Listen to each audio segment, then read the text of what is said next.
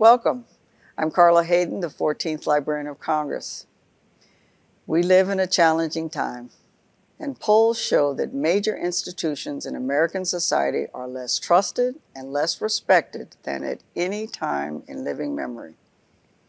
In an effort to grapple with the question of how their decline can be counteracted, the John W. Kluge Center here at the library is teaming up with policy think tanks on the left and on the right, the Brookings Institution and the American Enterprise Institute, to bring together historians, political scientists, legal scholars, authors, and others from across the ideological spectrum. The idea is to create a full picture of the challenges facing American institutions and their potential promise. To that end, we are holding a 10-event series entitled The Pillars of Democracy.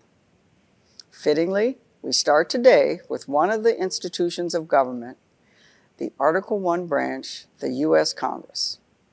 We follow with events each month going into the spring of next year, and we look forward to your virtual participation today because eventually, sometime this fall, we plan to transition to doing these and other events in person at the library. So thank you for tuning in to the first of these important conversations. Now I'd like to turn to John Haskell, Director of the Kluge Center, to introduce the panelists. John? Thank you, Dr. Hayden, and let me add my welcome to our virtual audience. Over the next many months in this series, we'll be looking at the presidency, the courts, the media, academia, and other institutions. We at the library have enjoyed planning this series with Yuval Levin of the American Enterprise Institute and Bill Galston of the Brookings Institution. They are both with us here today. On the panel, we have three leading figures in the study of Congress.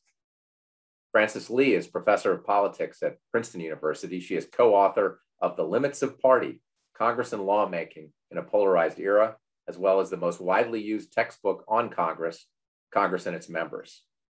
She is the author of Insecure Majorities, Congress and the Perpetual Campaign. Sarah Binder comes to us from George Washington University and the Brookings Institution. She's the co-author of The Myth of Independence, How Congress Governs the Federal Reserve, and she wrote Stalemate, Causes and Consequences of Legislative Gridlock. Both Frances and Sarah recently held chairs at the Kluge Center at the Library of Congress. Last is Philip Wallach of the American Enterprise Institute. He wrote To the Edge, Legality, Legitimacy, and Responses to the 2008 Financial Crisis.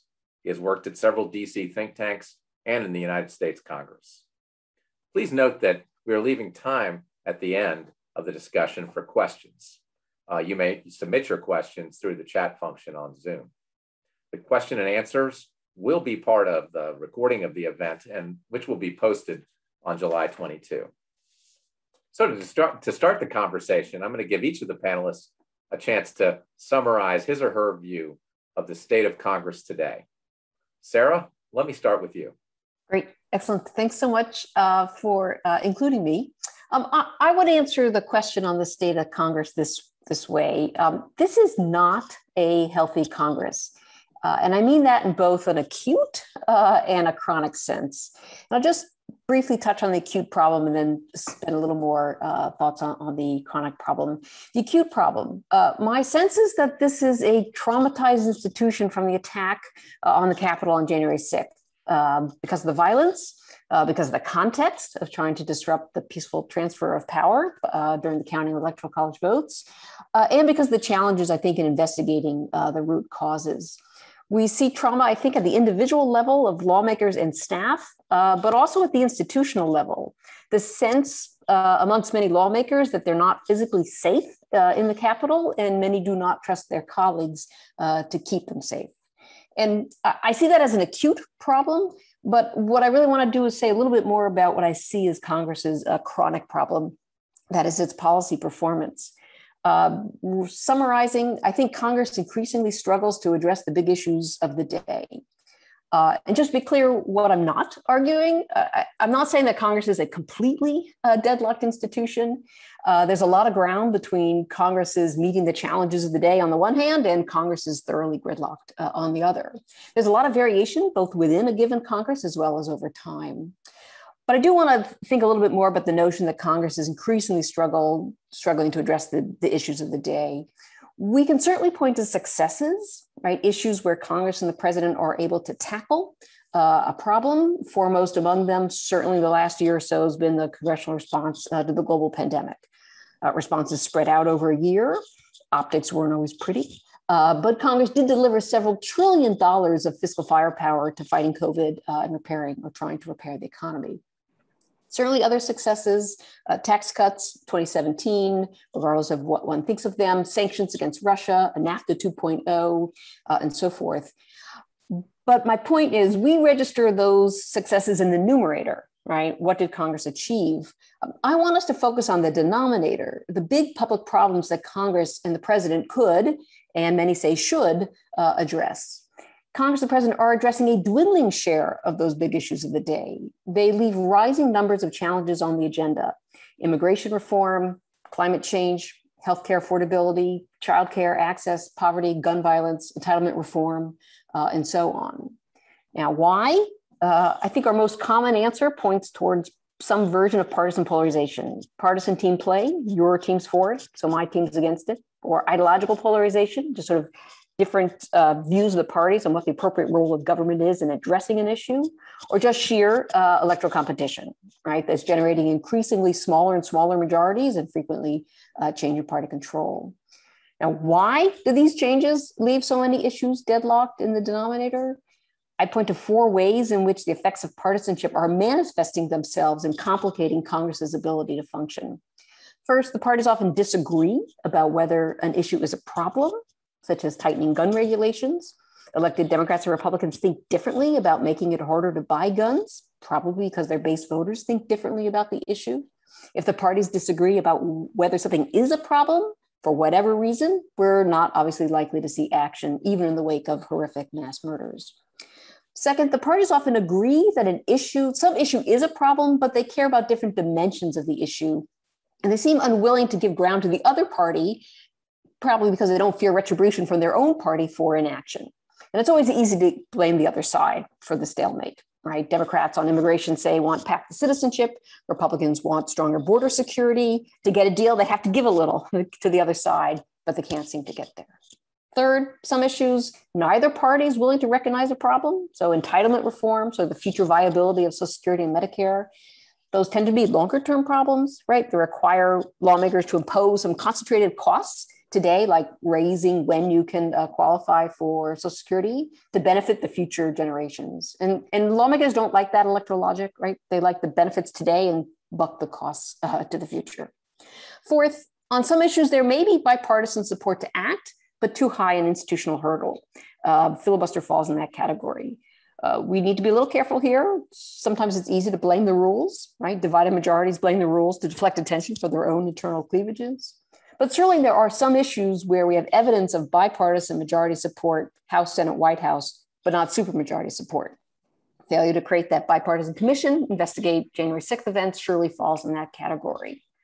Where does this leave us? As Francis and I have written together, both parties need a strong electoral incentive to go to the bargaining table. Both have to fear being blamed by their own party for failure to act. There aren't any naturally bipartisan issues, and there's no ideological sweet spot to join the parties. And that means lawmakers and increasingly their leaders have to be willing to build bipartisanship.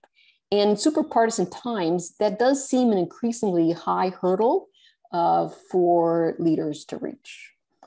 I will put that happy view of Congress right there. Francis, why don't you go next? Okay, thanks, John, and thanks very much for including me in this series on the pillars of democracy.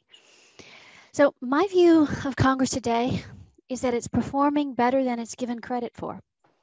I'm almost surprised at myself for saying so, considering that so much of my research has focused on party polarization and the challenges that it creates for governance. But reflecting on the past couple of years, I'm most struck by Congress's ability to step up and act forcefully in times of crisis, even under extremely difficult circumstances. I certainly do not want to minimize the difficulties that Congress faces. Congress has had to contend with some of the most intense party polarization in the institution's history. Just since December 2019, there have been 2 presidential impeachments. And here we are just 6 months after the January 6th attacks on the Capitol. The parties are very far apart ideologically, but they're not just ideologically opposed to one another. The relations between the parties are poisoned by deep mistrust. Today's Congress also has to function with some of the narrowest majorities possible. The majority party doesn't even have 51% of the seats in either chamber. The 2022 midterms already loom ahead, and if history is any guide, party control in at least one chamber is more likely to change than not. These are hard circumstances under which to strike any major deals, because the party out of power right now expects to be in a better position in the very near term. So there's no doubt that conditions in recent American politics have been exceedingly unfriendly to productive bargaining and negotiation. And yet, Congress has somehow managed to come together to enact major policies. No country has had a more effective and robust economic response to the pandemic than the US.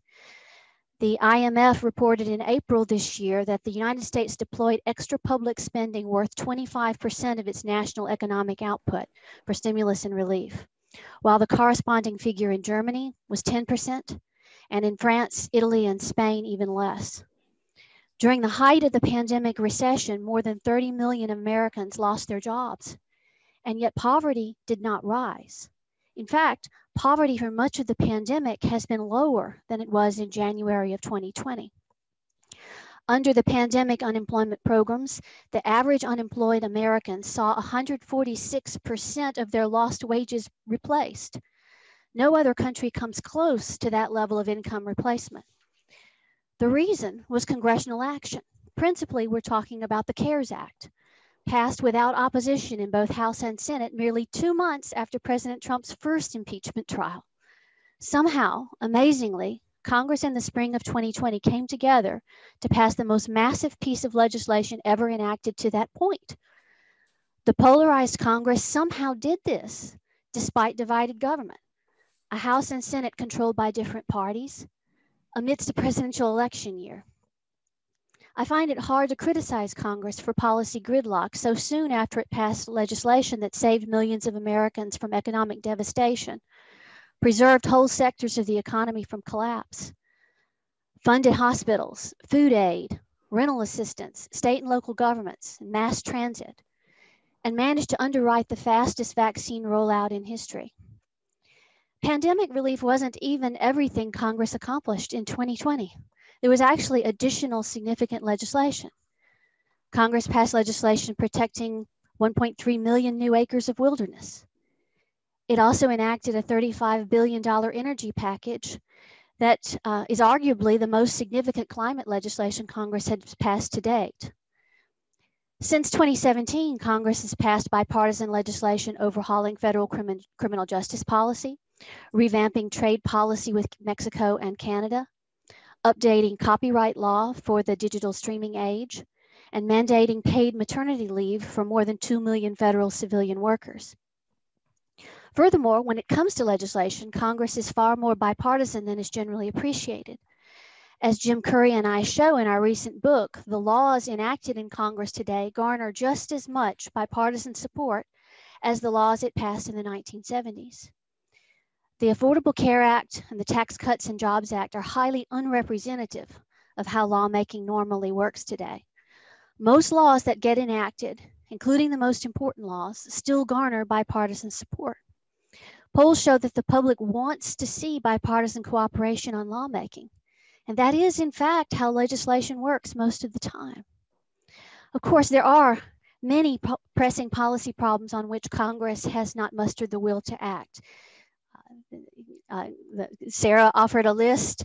On that I would add immigration, long-term fiscal balance. No doubt, Congress is much more forceful in responding to crises than in dealing with long-term problems. As the old saw goes, Congress is good at two things: doing nothing and overreacting. But as I reflect back on our recent politics, my main sense is that Congress is not getting the credit it deserves. It's done a more than credible job at handling the most important problems facing the country over the past 18 months. And it has done so in the face of fierce polarization and contrary political incentives. So even while we may see the need for reform and more problem solving, we ought to be able to give some credit where it is due. And last, Philip, what's your view of the state of Congress today? Well, thanks, John, for having me in this event. It's an honor to be here with Professors Binder and Lee, both of whom I've learned so much from over the years. I'm going to be on Team Binder on this basic question of, is Congress well or not? My view is definitely that it's not. I'll come at it from a somewhat different angle, and I'll get back to talking about Congress's performance in responding to the pandemic, which I do think is a very important case study to be thinking about, and I differ somewhat with what Professor Lee just said. So let me step back a little bit and ask, what is Congress's basic function in our constitutional system? It's not just to take votes that reflect American public opinion. I doubt that America's founders would have thought of public opinion as very well-articulated thing out there to reflect. It's not just there to pass laws for the sake of passing laws. Congress is there to act as a representative body because that's how we have self-government in America. That's how America's citizens are directly involved in deciding the business of the United States. There's an awful lot of popular opinion around the idea that the president is the only official elected by the whole nation, and that gives him a kind of plebiscitary legitimacy that really grounds the whole system. But that's not really a concept that has a long history in American constitutional democracy. Instead, the idea of Congress as the basic foundation and source of legitimacy is that we bring these people, these representatives from all over the nation, who continue to reflect the views of their differing parts of the nation. And that is actually the best way to cope with the staggering diversity of this country, which has always been a challenge from the very beginning. So I think when we think about whether Congress is succeeding or not, whether Congress is fulfilling its constitutional purpose, we have to think about whether that basic role of making the people feel like their concerns are reflected and being brought in by their representatives, and then have them fight it out and work to some compromise, work to figure out how to live together, how to move forward together. That, again, that's the basis of self-government in this country. And so I think it's more than just passing laws. It's more than just getting money out the door. It has to be that people actually feel like their concerns are actually getting aired in Washington, D.C., in the halls of power. We have other ways of trying to do that through the bureaucracy and notice and comment rulemaking. People can certainly bring cases into courts, but really having their voices reflected in the halls of Congress is the major way that people are supposed to have their views reflected in our system of government.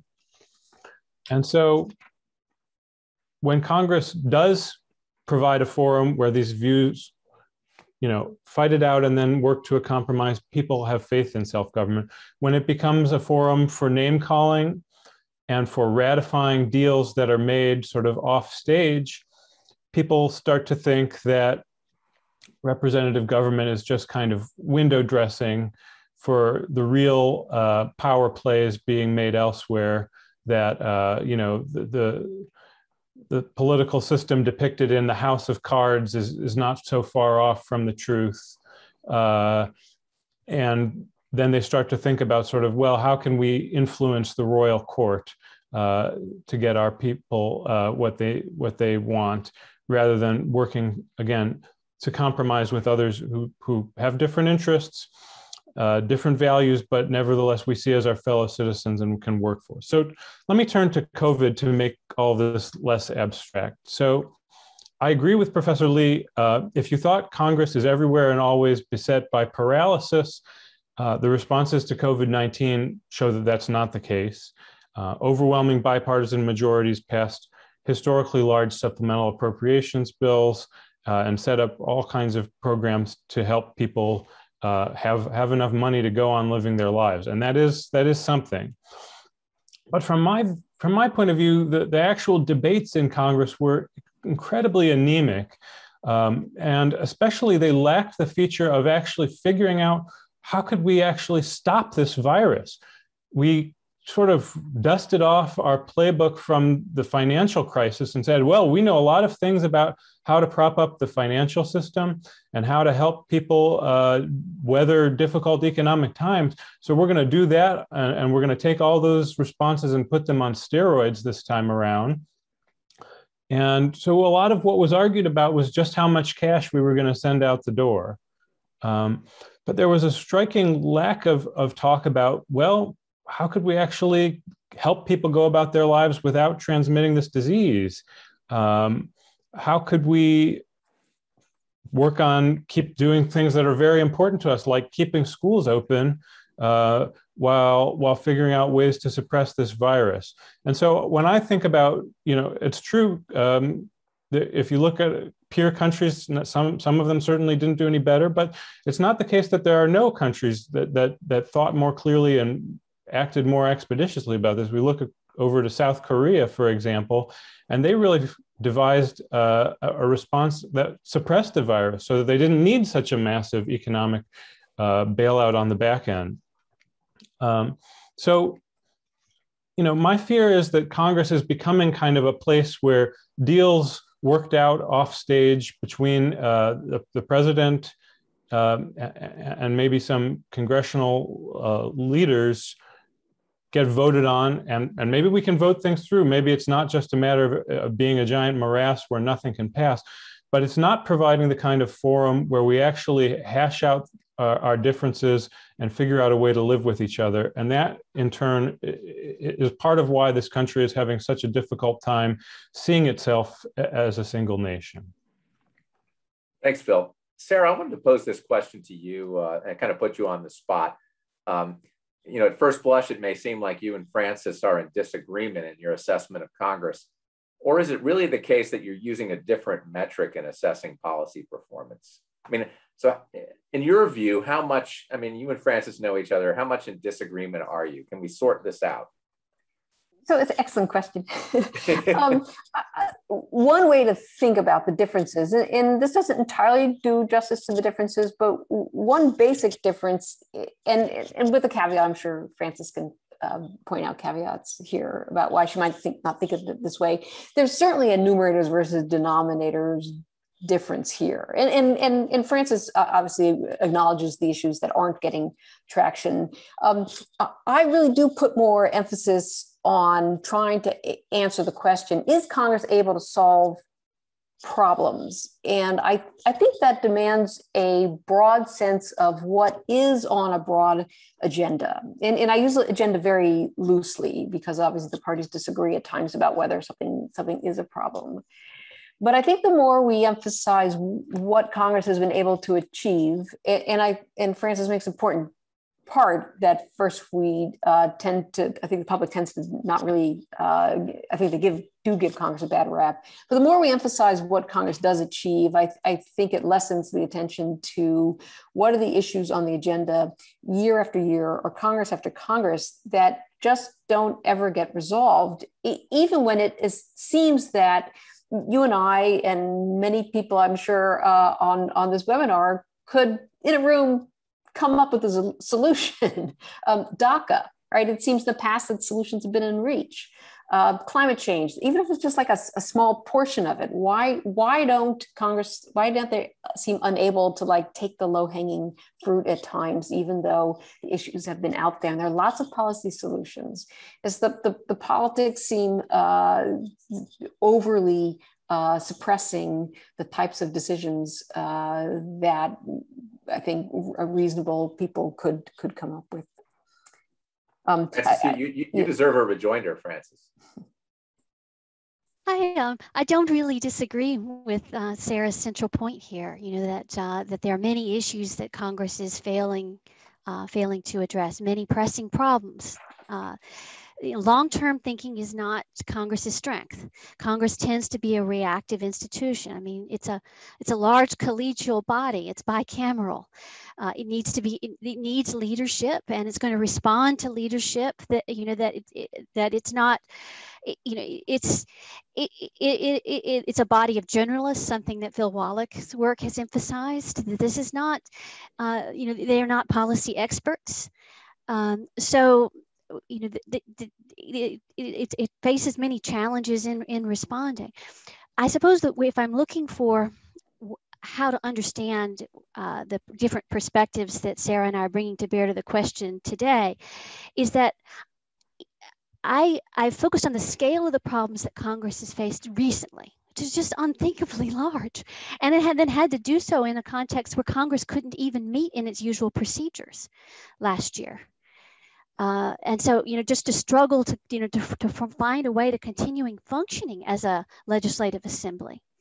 And then add in the difficult political problems that Congress has to contend with. That I suppose I'm looking at Congress with a more empathetic view, in that I'm putting myself in the shoes of the members, just grappling with the difficulties that they face. A looming election, narrow majorities, divided power.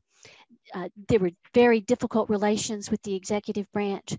And yet, in recognition of all those challenges, somehow Congress did an awful lot that ameliorated Americans' lives over the past year in highly consequential ways. And so looking at what Congress faced and the difficulties that it had to contend with, I come away thinking, I'm impressed that they did as well as they did. So Frances is grading on a curve, right? So Phil, tied to that, you say, hey, Congress has certain constitutional responsibilities that it should serve a certain function. Is that being done more poorly now? Was there a time it was done better? What's changed?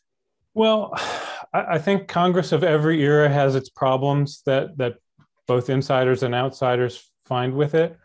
I find myself looking back to the era of very powerful committees with a certain amount of nostalgia and yearning, because that was a time when there was a sense that there were many power centers in Congress. It was a complicated and confusing thing to know just what kind of compromises were going to get worked out, but they by and large did get worked out. And Congress today has become a much more leader-dominated institution than at almost any other time in the last century. And to my mind, that sort of de-emphasizes the qualities of the institution that make it distinctive within our constitutional system. Congress is a plural body. As Professor Lee points out, that makes it difficult for it to do lots of things efficiently, and that's always been true. But Congress really flourishes when it allows this plurality of voices to come together and then work together to some compromise.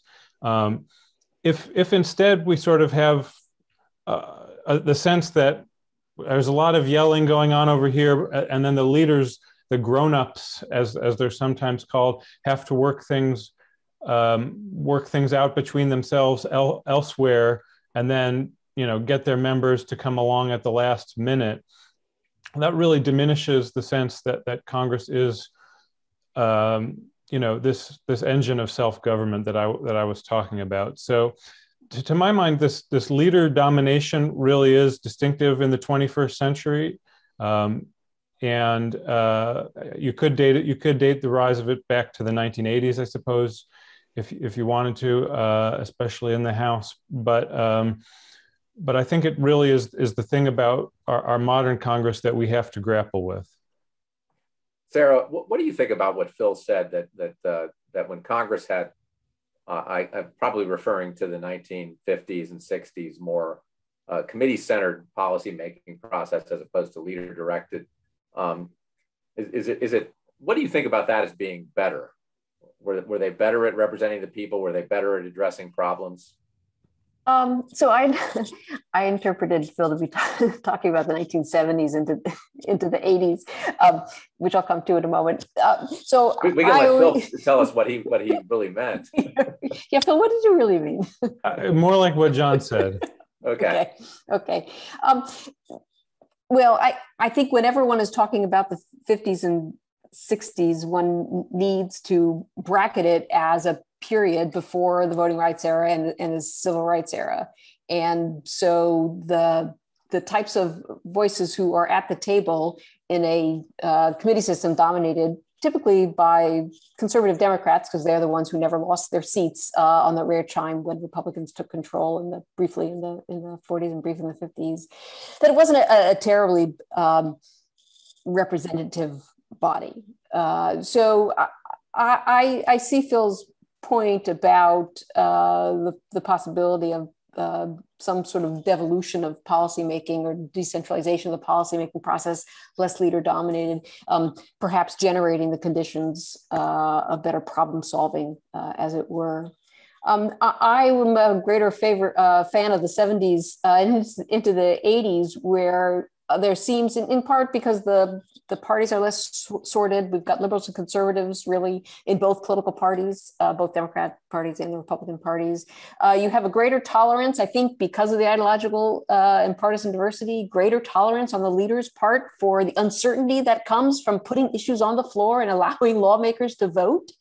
And you see that even into the 1980s, where life has become pretty partisan, right? We see partisanship over the Reagan budgets. So I don't want to say it's a nonpartisan period, but you do, even in that period, get the types of laws that Francis is pointing to that we do periodically see today, right? Simpson-Zolli, 1986, major tax reform, 1986, a whole range of, we have Clean Water Act, we have major trade bills. We have kind of a world where legislating is happening both in committee, but then the power of the floors to try to build on these solutions. So that looks quite different than the intensity of the partisanship we see today, and all due to making sure, like Francis's point, it's not always debilitating, but we certainly see the ways in which the cloistering of these parties into the left and into the right, and I would call the civil war going on within the Republican Party, undermining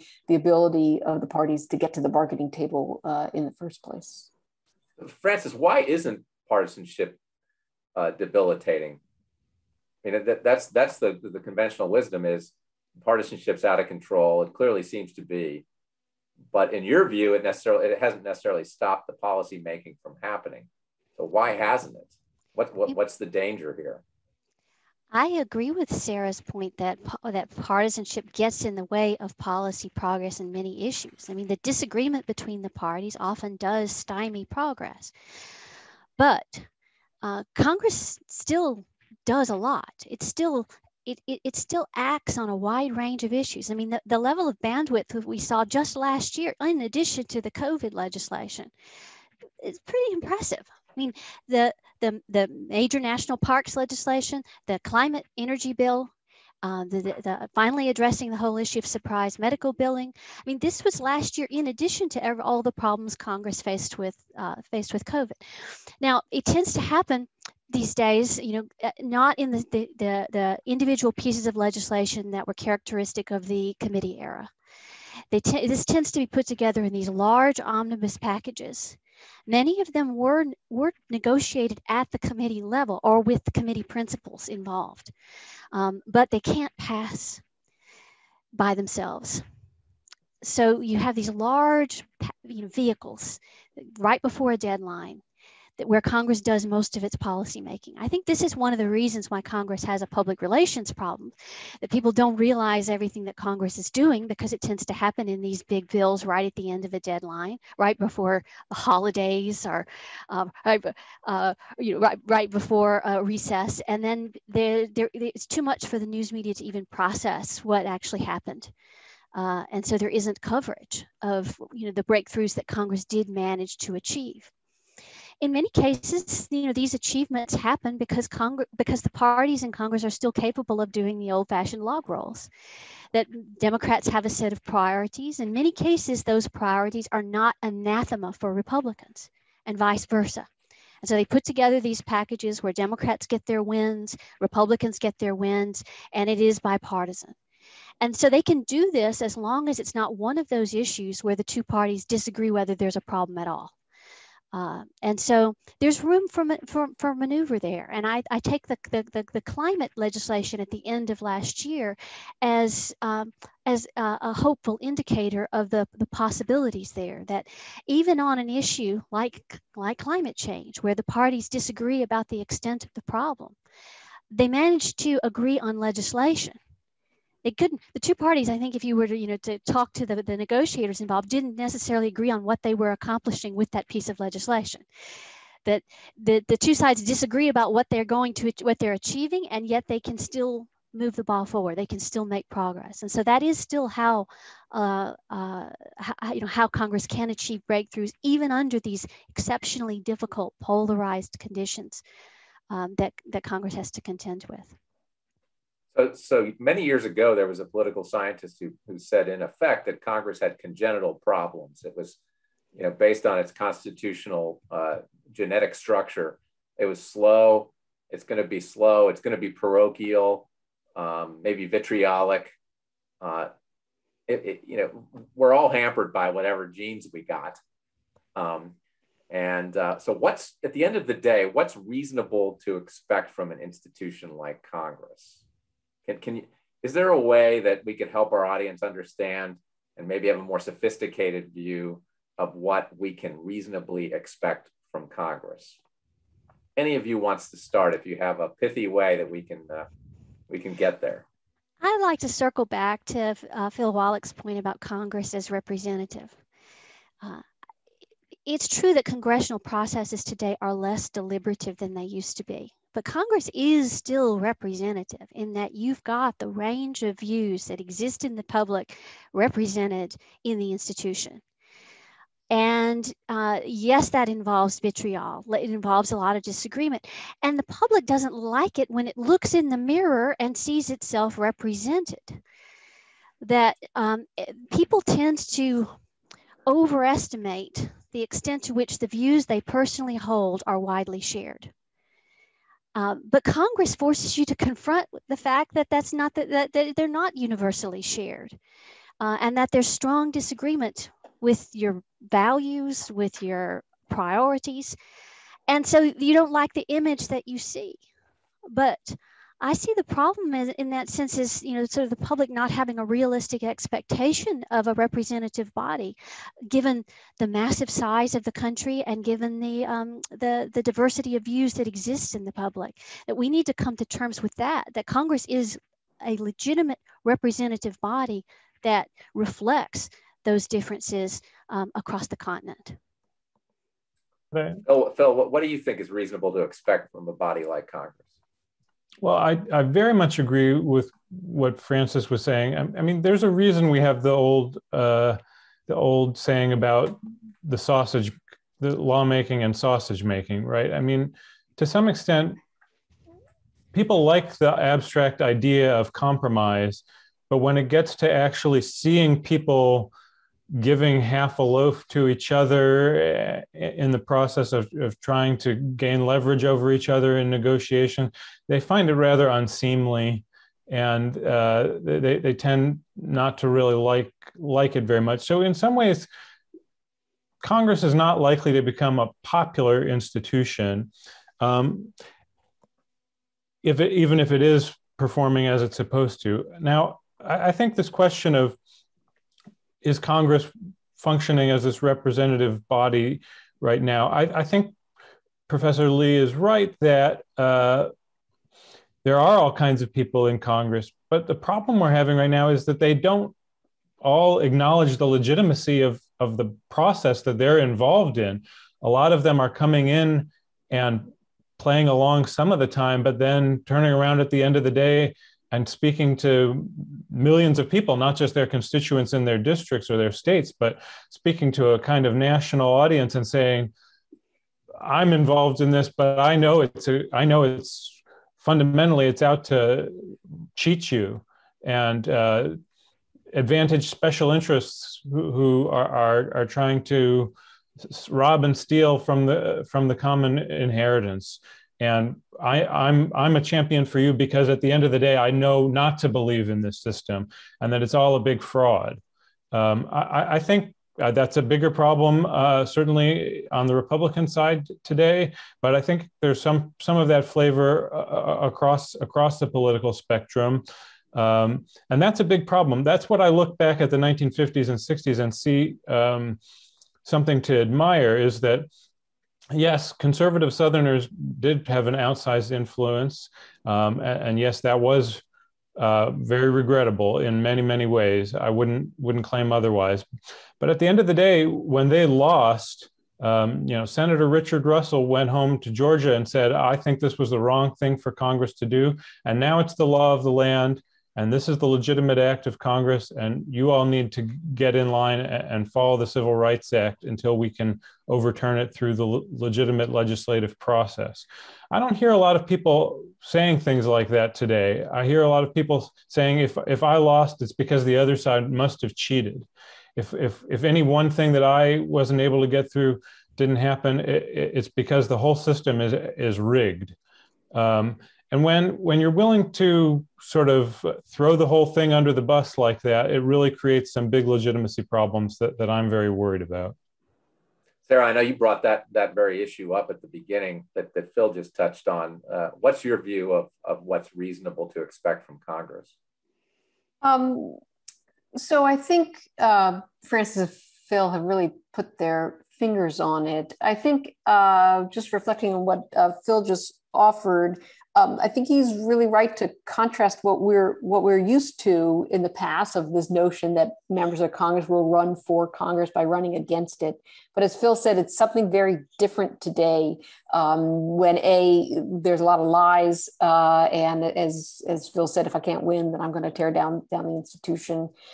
There is this notion, I think, what we have lost, that lawmakers can have some sort of institutional loyalty, right? That notion that your interests as a lawmaker are in part conditioned by the fact that you're part of the legislature, right? You're not just a politician with a D or an R next to your name.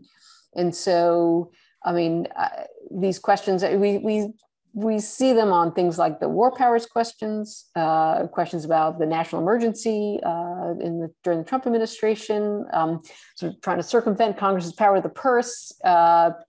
So there's this notion of this sense that lawmakers are no longer willing to have any type of institutional priority that comes before their partisan identities.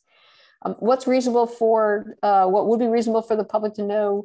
I would just distill Francis and Phil's point that there are trade-offs. Politics and lawmaking is all about trade-offs. And the public, and I guess I don't really blame them usually, they don't usually see them explained in this way. They're trade-offs, right? It's impossible to both pursue a lawmaker's parochial interest and a national interest, and the national interest requires trade-offs.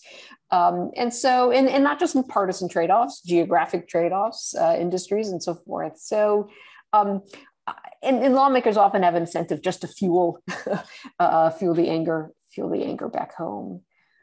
So if I could have a magic wand, it would be just like a greater appreciation of how difficult it is, particularly in a pretty evenly 50-50 nation, how difficult it is to reach these types of decisions. So and you brought up that things at the beginning, Sarah, you brought up that things seem to be different and more bitter after the January 6th siege of the Capitol. And do you see that as affecting, you've written some and you're researching some on norms of behavior that enable Congress to do its job. Are these at real risk right now? The kind of norms that enable a legislature to do its job? Well, there are always, not all norms should be kept. And sometimes there could be good new norms. But it does seem that something was breached pretty severely on January 6th. And at least I don't have any kind of systematic evidence here, but you do hear stories of pairs of lawmakers, Democrats or Republicans, who in recent Congresses have worked on either a local issue, a geographic issue, or a smaller issue in a bipartisan pair. And the Democrat, because the Republicans say voted against certifying Arizona and Pennsylvania, have broken off that type of bipartisanship, which is often where we see bipartisanship at that local, smaller level in Congress. How widespread that is, and I'm not casting judgment on whether or not they should or shouldn't break those ties off. But the events were traumatic enough that I'm not surprised there's apprehension about kind of how you're going to rebuild any type of trust. Whether that's generalizable beyond the one or two stories I've heard, I don't know, but I wouldn't be surprised. Yes. Can I offer a footnote on the January 6th? Yes, that as I think back to the incidents of that day, and this speaks very much to the points that Sarah and Phil were both making about, members participating in delegitimizing the institution of which they're a part. And that's a problem in American politics, no doubt. And we saw a great deal of that in the aftermath of the 2020 elections, where the whole election was called into question. Yet, what did Congress do on January 6th? Congress's role in that day was to reconvene that evening in the face of after all that violence, in the face of ongoing physical threat. There's no way members felt safe reconvening that evening, and yet there was no disagreement about doing so. Republicans, Democrats, everyone, people from the far left to the far right, all showed up to finish the work that night. And that's the key moment in legitimating the 2020 elections. When you have a candidate who doesn't concede the election, where was the process to bring it to a close? You had lots of lawsuits in the courts, but none of them speak to the larger question of whether the election is over. Only Congress could do that. And they did it. And all the members who persisted in voting in favor of some of the challenges to particular states' slates of electors, they knew what the outcome of reconvening would be, the certification of the election. They knew that when they showed up to do it, and yet they participated. So I see that as a backstop that Congress provided for legitimating the 2020 elections and for moving forward beyond them. So Frances, to follow up on that, if there were one thing that you were concerned about going forward about Congress and American democracy, Congress's role in American democracy, what would it be? I worry a lot about the pressures on the institution from, from social media and extreme transparency. The references, when Phil and Sarah were talking about the negotiations that Congress used to conduct in the committees in the 50s, 60s, 70s, and 80s, those were all environments where there was a little more space for give and take, a little more privacy, a little bit more ability for lawmakers to speak to one another. Instead of posturing for audiences. But now, with recording committee meetings and members looking to get the soundbite that goes viral, the video clip, they're not talking to one another. That it's members, that it's Congress using the institution as a platform for position taking rather than for serious legislating. I see that as a serious threat to the institution being able to do its business. Phil, what's the one thing you worry about the most going forward with Congress? Well, politics makes strange bedfellows. That's what we've been told anyway. I think that's the key to making this institution in our constitutional system work, is that it has to be an institution that can bring forth strange compromises. And if Congress is just an outpost in the culture war, then there's none of that strangeness. There's none. Everything is just about bashing heads together and articulating how much we fear and distrust the other people. The whole thing isn't going to work. So, to me, the thing that I would do if I could wave a magic wand is get members focused on particular issues that are concerning their constituents and making their lives more difficult. think about how they could improve the business environment in America, think about all those kinds of things, because if you focus on those issues, you do end up finding common ground. You do end up finding log rolling opportunities. Politics works. You get those strange bedfellows. If you just focus on what are all the values that my opponents, my enemies hold that I don't subscribe to, you never get off square one. So to me, I do think trying to turn to the issues and away from culture war litmus tests is the way Congress can move forward. Sarah, what's the one thing you worry about the most? You've mentioned a few things already today. I think I worry about the future, about the types of problems that get worse when they don't get addressed. Whether it's really tackling global warming or whether it's really tackling the future, potentially far off, but future viability of social welfare programs, Social Security, Medicare, Medicaid, and so forth. Mm-hmm. So before we go to questions, does anybody have, there's a lot of reform options that are put forward in Washington with respect to Congress. Is there any one that you think would actually make some sort of a difference? Anybody can start. We can do a lightning round here. I'm going to make two. Is that allowed? One, this is in the increase staff pay. I think you'd see dividends in a way that attracts and keeps talent, so that people would spend longer than 2 years, 3 years there to develop expertise as a counterweight to, I see a lot of questions in the chat about the influence of money. So raise staff pay would also diversify. I think make it a more attractive and affordable for a broader array of diversity of folks to come to work, so that Congress as a staff could be more representative.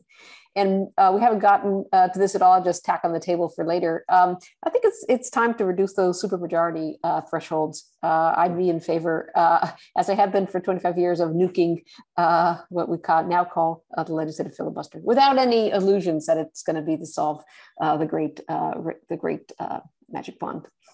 Well, Phil, what's your one, which could expand to two, apparently? I'll put in another word for increasing the role of committees. Francis is right that committee work does oftentimes feed into these giant omnibus bills, but that's really not the best way to get their work to matter, and it's really kind of hit or miss.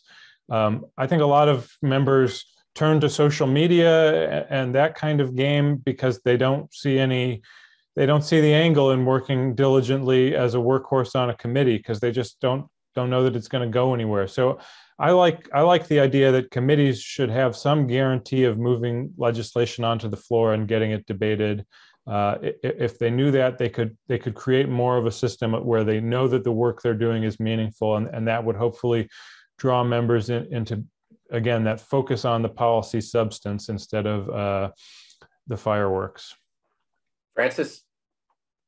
I don't disagree with any of the reform proposals that Phil and Sarah are focusing on here. I think that those are that those would all be helpful.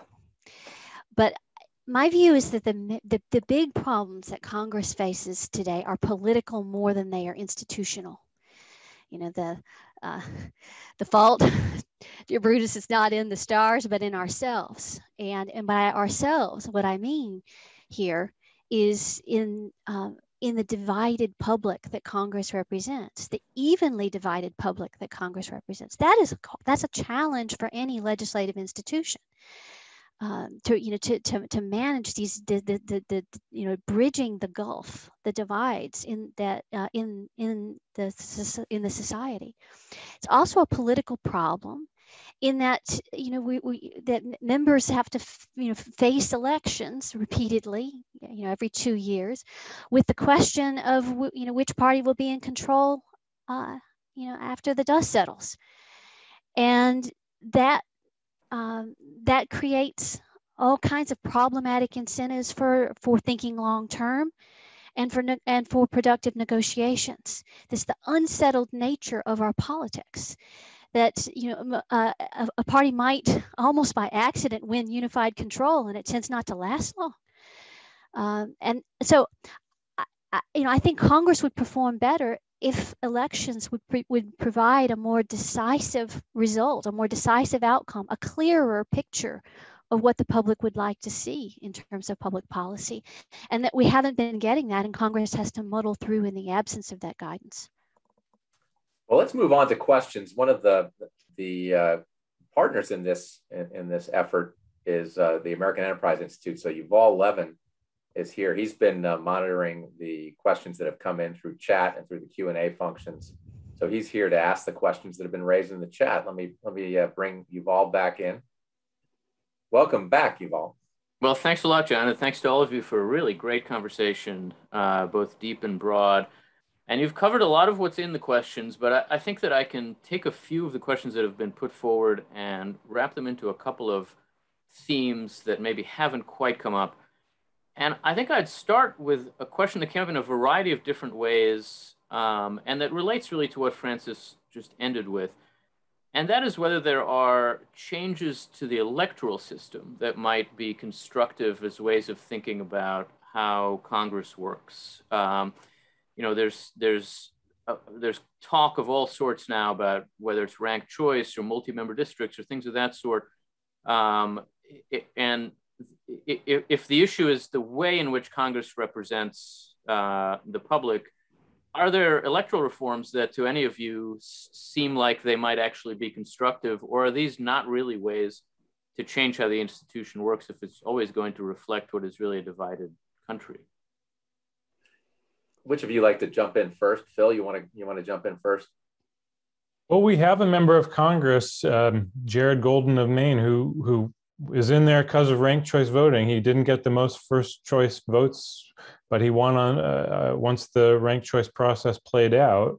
And I think it's great for districts to experiment with that. And I think it's likely to produce positive results. So I'm all for it. I wouldn't want to pretend it's some kind of silver bullet that's going to solve everything, because it's not. But it's definitely worth a try. I'd say same with multi-member districts. Congress would have to change the law to make that a possibility. In my opinion, why not let the states make their own decisions on that? So Congress should absolutely let 1,000 flowers bloom, or at least, I guess, 535 flowers bloom on these questions. I mean, I think the deeper question is just the primary process, which is not an ancient practice in American democracy the way we have things today. It really only dates back 50 years at the most. And it was probably a bad mistake. If we could go back to having really strong local parties that are deeply rooted in their communities, and they're the ones who pretty much choose who the congressional candidates are, I think that our recent experience shows that there's a lot to be said for that. I don't think that that's exactly on the political agenda today. It's not a reform that sounds consistent with the way we think of democracy functioning today. And so I don't see great prospects for it, unfortunately. But yeah, to my mind, anything that we could do to shake up the way that the primary process functions in our system right now would be to the good. Sarah, electoral reforms? I agree with Phil and the 1,000 flowers bloom. The one issue, of course, that always comes up is the question of methods of redistricting, and whether there are better ways to do it that would create, it depends on what one's goal is, but conceptually more competitive districts. So I think the literature, when political scientists have looked at this in the past, that redistricting doesn't really drive so much the nature of how many safe seats and contested seats. It has a lot to do with partisan geography within a state. It's hard to create competitive Democratic leaning districts in the middle of rural Kansas, and hard to do that. The safe Republican seats obviously are more in the middle of Manhattan. So within limits here, I do think there's probably some in the 1,000 flowers bloom category, some worth experimenting with the type of the California redistricting, which has issues as well, but California, essentially nonpartisan citizen redistricting. There's a new one being put in place in Michigan this time around. Some experimentation seems worthwhile, with the understanding that many of these district lines are sort of bipartisan agreements to lock in incumbent protection. So there are a lot of issues here to be addressed, but I think some sort of mixing up the system could be beneficial. Frances?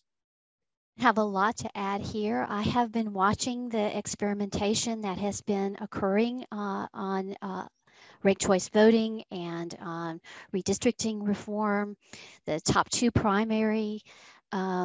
These all are promising, but none of them yet, I think, have the weight of evidence that command, us to say, yes, we need this reform imposed nationally.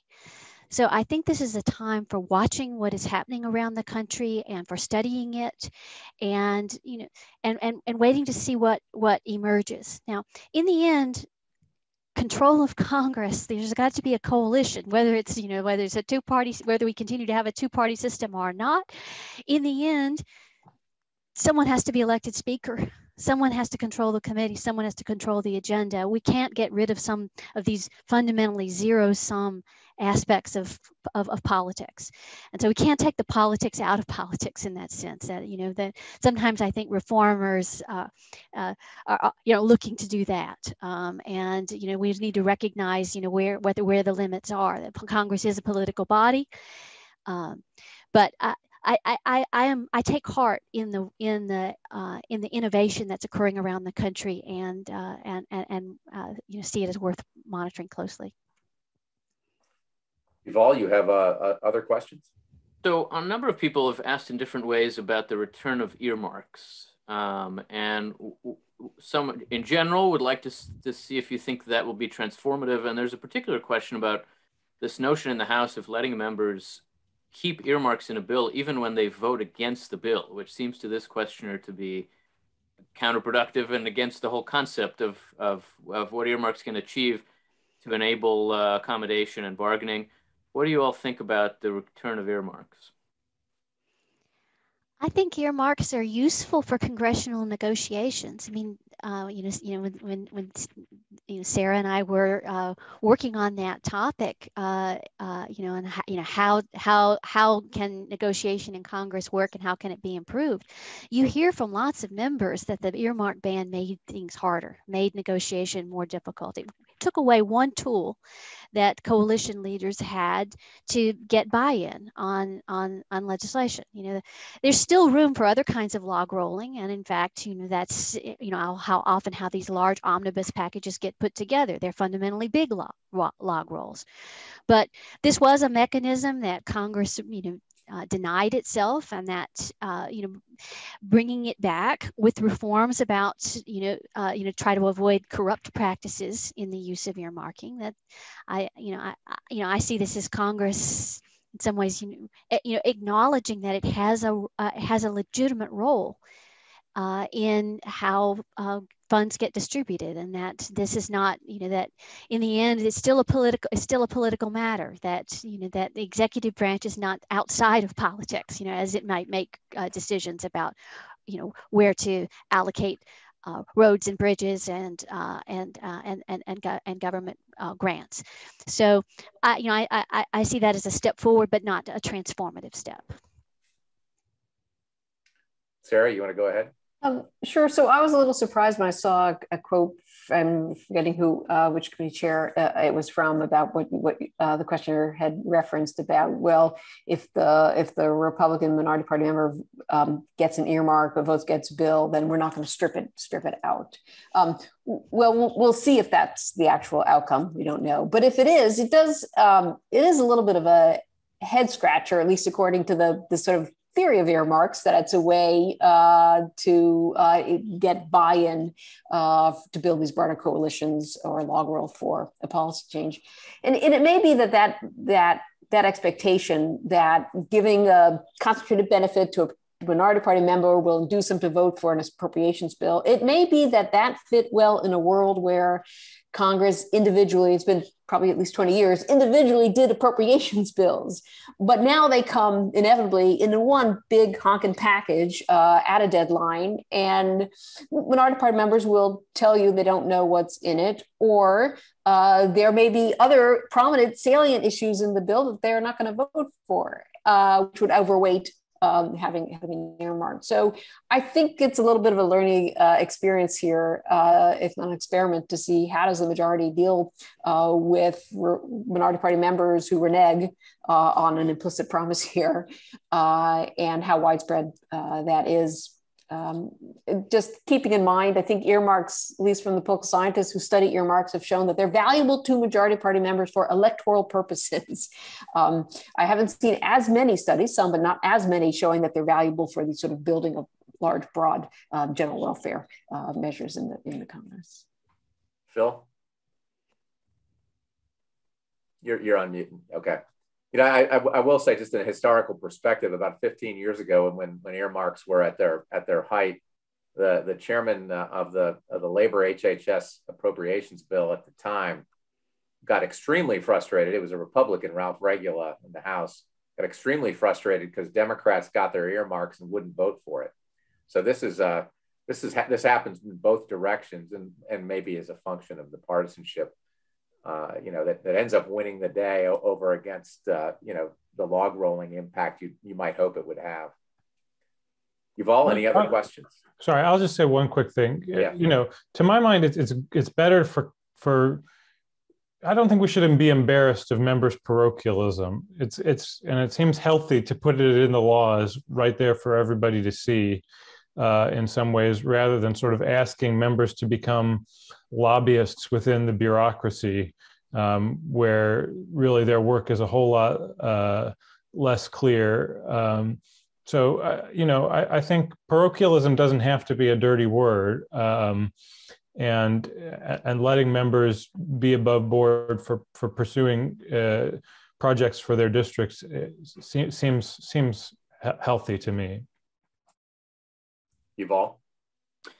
Well, a lot of what's in the questions has already come up in the discussion. So maybe I'll just take one last question from these that I thought was particularly interesting, which took up where you really began, which was Congress has done an impressive job of crisis governing in the past year. And in some ways, in this century in general, has governed well in moments of crisis. Is there something to learn from how Congress functions in response to crisis that might inform how Congress functions normally and might inform some changes in rules or in the way that members think about their jobs, so that what it's doing well now could help it do more well going forward? It's a great question. Who wants to start? Frances, you look poised. I worry that we can't generalize from crisis response to other problems. You know, what crisis does is it forces a deadline, puts immense pressure on Congress to act. The agreement that there is a crisis, you know, a crisis only exists by virtue of the fact that it's widely acknowledged. You know, that you often hear people refer to, say, the crisis of gun violence or the climate crisis, but if that crisis is not widely shared, it's not a crisis for widely perceived, it's not a crisis for purposes of congressional governance. And so the conditions that give rise to Congress's ability to respond in crisis are just not present for other long-term issues that Congress also needs to deal with. And so this is it's an institutional problem that our institutions, you know, because they're hard to move, there's lots of friction, bicameral, you know, it's divided power, you know, all those features of the institution that make it hard to get action. You know, crisis helps to overcome that, but the norm is that you've got to deal with all of that friction.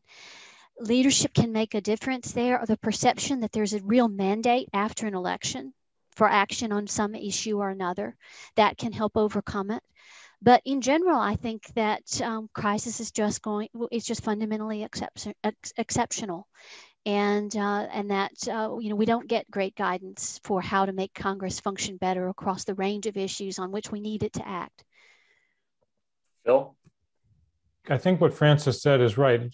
What is a crisis is not always clear, and so one of the things you see, because Congress is so much livelier when there is a sense of crisis, is there's an attempt to force everything into a crisis framework to get anything done at all. So we engineer these cliffs in order to force action on things that can sometimes cause real problems. We engineered a debt ceiling crisis a decade ago.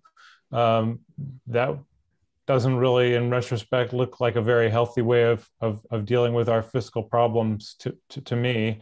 I suppose it forced some kind of action on the plus side, but I think I'm in general a little bit leery of saying that Congress has done a good job in response to crises. It's gotten things over the transom.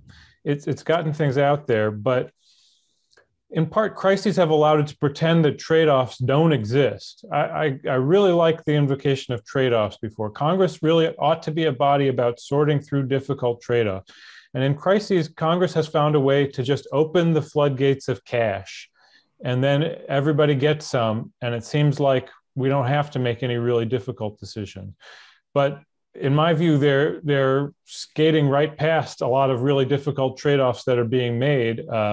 With the financial crisis a decade back, some of that was, well, if you just give out a lot of cash today, what kind of incentives are you creating for the future for the financial system to build up risk in unsustainable ways? I'm not sure that trade-off will have looked so great when we look back from 50 years from now, for example, even if it looks not so bad today. Anyway, so I think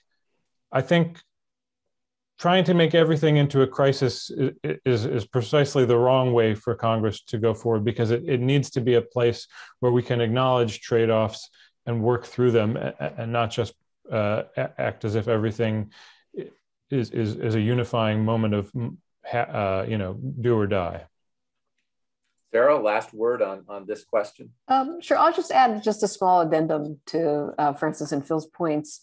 I think of these crises as fundamentally electoral episodes. That is, if you watched after the CARES Act, majority and minority leader went to the Senate floor and said the people expected us to act, and we acted, and they're sort of quite pleased with their statesmanship and so forth. But the reality is you only get action in a crisis if both parties believe they're going to be blamed, right? And lawmakers and parties don't want to be blamed. And if it's clear which party is holding up the works and your own party is going to blame you, you come to the bargaining table and you get it done. So, and I think that's probably giving rise to, as Francis and Phil said, look, lawmakers like to try to claim other things are crises, but unless both parties think they're going to be blamed for failing to address the crisis, it's not really a crisis. And again, that just gives, I think, rise to what Phil's pointed out, is you get a lot of stuff thrown in the barrel because both sides get their most preferred what they want without either taking more time to figure out what might be more effective policy. Although that's not unique to crisis, but probably exacerbated during the crisis as well. Well, Phil, Sarah, and Francis, thank you for this fascinating and important conversation. I think a great many people will benefit from it now and in recorded when it's recorded and posted. I also want to thank the American Enterprise Institute, represented by Yuval Levin and the Brookings Institution, for partnering with the Library of Congress on this event and the nine subsequent events on American institutions.